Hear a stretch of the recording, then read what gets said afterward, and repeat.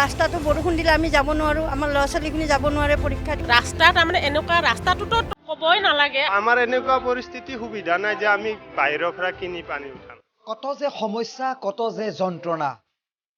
এক প্ৰকাৰ ৱাৰ্ডবাসীৰ মনৰ কথা লৈ আমি প্ৰতিদিনে আপোনালোকক দেখুৱাই গৈছো ৰাজধানী চহৰ গুৱাহাটী মহানগৰীৰ প্ৰতিটো ৱাৰ্ডৰ বাসিন্দাৰ মনৰ কথা।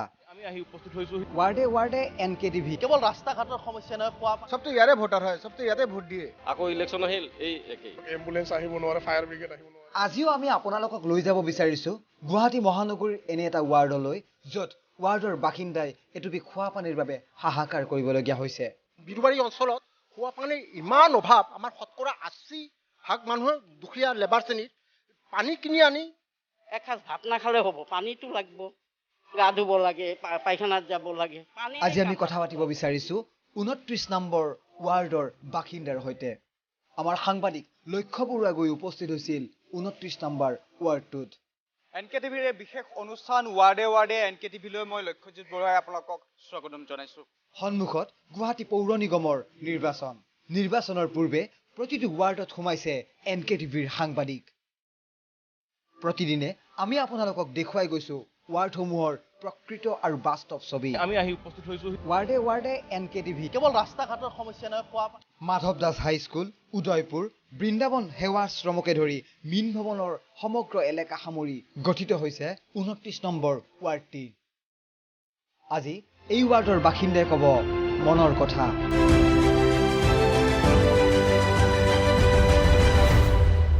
NKTVৰ এই ৱাৰ্ডে ৱাৰ্ডে অনুষ্ঠানত আমি এটাই প্ৰয়াস কৰিছোঁ যে ৱাৰ্ডসমূহত কেনেধৰণৰ আচলতে কি পৰিৱেশে বিৰাজ কৰিছে, ৱাৰ্ডসমূহত কেনেধৰণৰ উন্নয়ন হৈছে বা সেই উন্নয়নৰ আচলতে প্ৰকৃত ছবিখন কি সেয়া জনাৰ চেষ্টা কৰিছোঁ আৰু সেয়া আমি আপোনালোকক দেখুৱাই গৈ আছোঁ। আজি য'ত মই উপস্থিত আছোঁ সেইটো হৈছে 29 নম্বৰ ৱাৰ্ড আৰু 29 নম্বৰ ৱাৰ্ডৰ বাসিন্দাৰ সৈতে মই কথা পাতিবৰ চেষ্টা কৰিম। তেওঁলোকৰ মূল আৰু প্ৰধান সমস্যাসমূহ কি কেনেধৰণৰ সেয়া আমি কথা পতাৰ চেষ্টা কৰিম। প্ৰথমে মই যদি এখন প্লে কাৰ্ড দেখুৱাওঁ যে এনেধৰণৰ এতিয়া খোৱা পানীৰ সমস্যা দূৰীকৰণৰ তেওঁলোকে প্ৰতিবাদ সাব্যস্ত কৰিবলগীয়া হৈছে। এটপৈ খোৱা পানীৰ বাবে তেওঁলোকে সংগ্ৰাম কৰিবলগীয়া হয় প্ৰতিদিনে আৰু এনেধৰণৰ যি যুদ্ধ খোৱা পানীৰ বাবে সেয়া অব্যাহত ৰাখিছে 29 নম্বৰ ৱাৰ্ডৰ এই বাসিন্দাসকলে। আমি তেওঁলোকৰ পৰা জনাৰ চেষ্টা কৰিম যে খোৱা পানীৰ সমস্যাৰ সমান্তৰালভাৱে আপোনালোকৰ কি সমস্যা আছে এই ৱাৰ্ডটোত। দেখা পাইছে যে আমাৰ এই অঞ্চলৰ বৃহৎ সংখ্যক পুৰুষ মহিলা বাসিন্দা সকলোৱে আহি ইয়াত আপোনালোকৰ ওচৰত থিয় হৈছে। একমাত্ৰ এটাই প্ৰতিবাদ, সেয়া হৈছে আমাৰ খোৱা পানীৰ অসুবিধা। আৰু খোৱা পানীৰ অসুবিধা অকল আমাৰ বুলি ক'লে ভুল হ'ব, সমগ্ৰ গুৱাহাটীতে এই অৱস্থাটো হৈছে। যি নহওক, আজি এনেকুৱা এটা হোলী দিন, এনেকুৱা এটা উৎসৱ, এই উৎসৱৰ মাজতো আমাৰ ল'ৰা ছোৱালীৰ কোনো ধৰণৰ হোলীৰ এটা আনন্দ ল'ব পৰা নাই। কাৰণ কিয়, হোলী খেলাৰ পিছত গা ধুবলৈকে পানী নাই, কাৰণ খোৱা পানীটোতো নায়েই, গা ধুবলৈও পানী নাই, এনেকুৱা এটা অৱস্থা।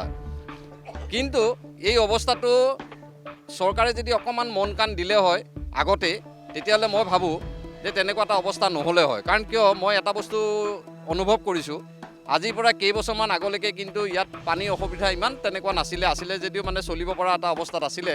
ইয়াৰ মূল কাৰণটো হৈছে কি, যেতিয়াৰ পৰা এই অঞ্চলবিলাকত ডিপ বৰিংবিলাক আৰম্ভ কৰিলে, ডাঙৰ ডাঙৰ ফ্লেটবিলাক বনালে, ডিপ বৰিংবিলাক আৰম্ভ কৰিলে, কৰাৰ পিছত আপোনাৰ 1100-1200 ফুটত তললৈকে গুচি যায়। যোৱাৰ লগে লগে আমাৰ ইয়াতে 120-130ত এটা পাথৰ পোৱা যায়, প্ৰত্যেকৰ ঘৰতে পায়। সেই পাথৰটো যেতিয়া ফুটা কৰি তললৈ গুচি গ'ল, গুচি যোৱাৰ ফলত কি হৈছে, ওপৰত আমাৰ পাথৰৰ ওপৰত যিটো লেয়াৰ এটা আছিলে, এটা পানী এটা আছিলে, 10 ফুট 12 ফুটলৈকে এটা পানী লেয়াৰ এটা আছিলে, সকলোৱে কুঁৱা হওক বা টিউবৱেল কলেদি যেনেকৈ হওক পানীটো পাই আছিলে। যেতিয়াৰ পৰা এই ডিপ বৰিংটো আৰম্ভ কৰিলে আপোনালোকে বুজিব পাৰিছে যে সেই ডিপ বৰিঙৰ ফুটা দি ওপৰৰ পানীটো তললৈ গুচি গ'ল, যাৰ ফলত আজি এটা হাহাকাৰ এটা অৱস্থা হৈছে। 2 নম্বৰ কথাটো আপোনালোকে চবেই জানে আৰু আমাক চবেও কয়ো যে আমি একেবাৰে এখন ডাঙৰ বৃহত্তৰ ব্ৰহ্মপুত্ৰৰ পাৰত থকা মানুহ। গুৱাহাটী এখন অৱস্থিত একদম গুৱাহাটী 4 পিনৰ পৰা 3 পিনৰ পৰা দেখা পালে আপুনি দেখিব যে গুৱাহাটী আমি ব্ৰহ্মপুত্ৰৰ পাৰতে। আৰু চবেই আমাক সেইটো কথাই মানে আপত্তি, আমাৰ অসুবিধা যে ব্ৰহ্মপুত্ৰখন ইমান ওচৰত থাকোঁতে ব্ৰহ্মপুত্ৰৰ পৰা পানীটো ফিল্টাৰ কৰি পেলাই গুৱাহাটী মানুহক পানী কিয় খুৱাব নোৱাৰে। আমাৰ ইয়াত খোৱা পানী, বৃহত্তৰ বিৰুবাৰী অঞ্চলত খোৱা পানীৰ ইমান অভাৱ, আমাৰ শতকৰা 80% মানুহৰ দুখীয়া লেবাৰ শ্ৰেণীৰ পানী কিনি আনি যে ঘৰখন চলাব তাৰ কেপাচিটি নাই।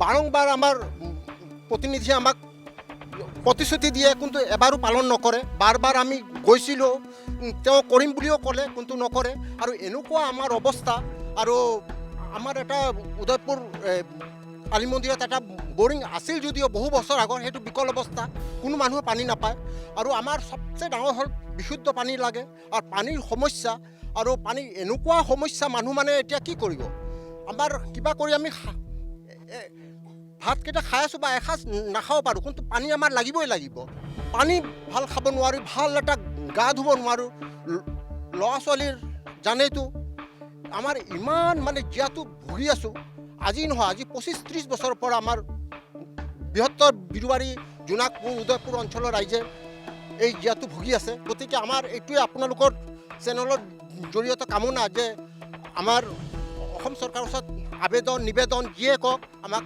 পানী দিয়ক 29 নম্বৰ ৱাৰ্ডৰ আমি বাসিন্দাসকলৰ সৈতে কথা পাতি আছোঁ আৰু এয়া দেখিছে যে বাস্তৱ ছবি এটা কুঁৱা দেখিছে কিন্তু কুঁৱাটোৰ পানী প্ৰায় শুকাই গৈছে আৰু এনেধৰণৰ তেওঁলোকে জমৰ যাতনা ভুগিবলগীয়া হৈছে কেতিয়াবা হয়তো এসাঁজ খায় এসাঁজ নাখায় গতিকে নোৱাৰোঁ কেতিয়াবা আমি গা ধুব ল'ৰা ছোৱালী গালি পাৰি থাকোঁ নেপেলাবি পায়খানাত গ'লেতো পানী দিব লাগিব বাবা নেপেলাবি কিমান তাত দেউতাকে গালি পাৰে তেতিয়া মোৰ কান্দন ওলাই যায় আমাৰ পানীটো হ'লে আমাৰ একো নালাগে পানীটোতো আচল এসাঁজ ভাত নাখালে হ'ব পানীটো লাগিব গা ধুব লাগে পায়খানাত যাব লাগে পানীৰেই কাম ৰাতিপুৱাৰ পৰা একমগ পানী দি কোনো ৰকম মুখটো ধুওঁ ইমান কষ্ট পানী জানে না কি কৰিম আৰু চালে গম পায় বাচা বিচা লেতেৰা ইমান আগতে ইমানটো নাছিলে এতিয়া কি কৰিম আমি সেইটো আমাৰ পানীটো লাগে আমাৰ একো নালাগে পানীটো দিলে আমি ৰাইজক আমি ৰাইজেও ভাল পাব আমিও ভাল পাওঁ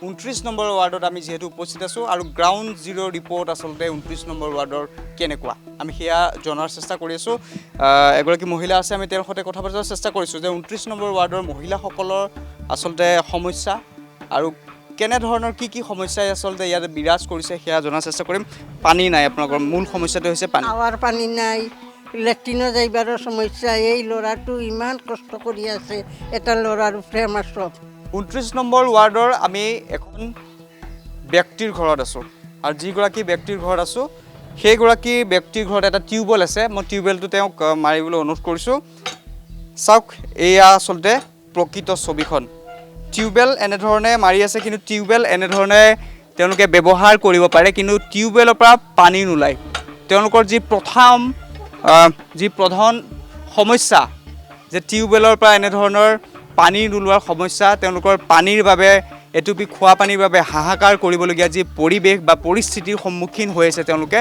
সেই সন্দৰ্ভত আমি কথা পাতি আছোঁ 29 নম্বৰ ৱাৰ্ডৰ বাসিন্দাসকলৰ সৈতে পানী নোলায় হয় আমি ইয়াতে 30 বছৰ ধৰি বসবাস কৰি আছোঁ যোৱা 1.5 বছৰ হ'ল আমাৰ টোটেলি মানে পানী নাই ইয়াতে কি হৈছে আমাৰ ঘৰৰ আৰ্থিক পৰিৱেশ দেখাই পাইছে যে আমাৰ কেনেকুৱা কেপাচিটি হাই বেৰিং কৰা আমাৰ কেপাচিটি নাই আৰু বৰিঙৰ এটা প্ৰথম মানে প্ৰব্লেম হৈছে কি যদি বেলেগ কোনোবাই 200 ফুটত গৈছে আমাৰটো বেকাৰ হৈ যাব আমাৰ একবাৰে কৰা মানে এইটো মানে বিৰাট ডাঙৰ সমস্যা তো এতিয়া আমাৰ ঘৰ চলোৱা মানে মুস্কিল হৈ গৈছে আমি কিছুদিন আগলৈকে মানে টিউবৱেলবিলাকত পানী পাইছিলোঁ কিন্তু এই আমাৰ ওচৰ চুবুৰীয়াবিলাকে যেতিয়া ফ্লেট বনালে তাতে ডাঙৰ ডাঙৰ বৰিং বহাই দিলে তেতিয়া আমাৰ এই যি খাটি খোৱা মানুহখিনি আছোঁ আমাৰ কিন্তু পানীবিলাকৰ সমস্যা হৈ গৈছে লগতে আমাৰ আপোনালোকক আমি দেখাব পাৰোঁ ওচৰ চুবুৰীয়া যদি আপোনালোকে চাব যায় কুৱাবিলাকতো পানী নাই কাইলৈ আমি আপোনালোকক লৈ যাম গুৱাহাটী মহানগৰীৰ আন এটা ৱাৰ্ডলৈ জনতাৰ মতামতৰ একমাত্ৰ মঞ্চ